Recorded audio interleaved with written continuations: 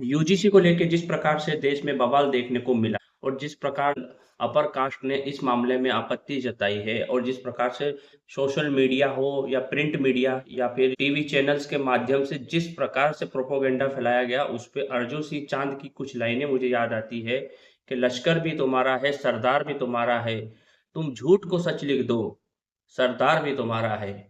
जिस देश में सर्वोच्च जो पद होते हैं भारत के सेक्रेटरी लेवल के, 90 सेक्रेटरी में से 86 पद पे अपर कास्ट हो, वहां कहा जाता है कि इनके साथ भेदभाव हो रहा है, रिजर्वेशन ने आके इनकी काबिलियत को दबा दिया है।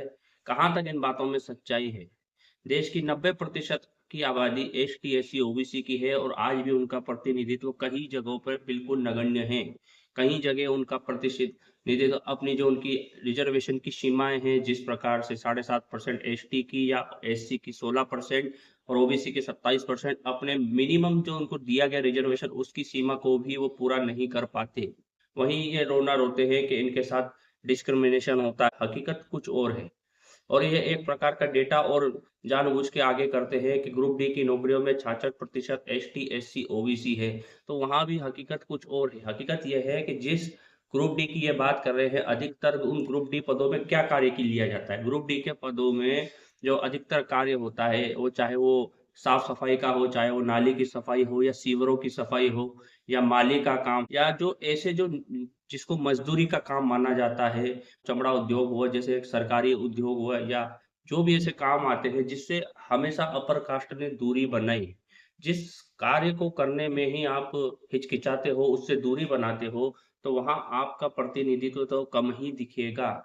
लेकिन जहां देश की नीतियां बनाने का निर्णय हो या देश में अपना आधिपत्य स्थापित करने की जगह हो, वहां आप अपनी उपस्थिति हमेशा ज्यादा रही है, आपकी जनसंख्या से कई अधिक आपने वहां पे आपका प्रतिनिधित्व है।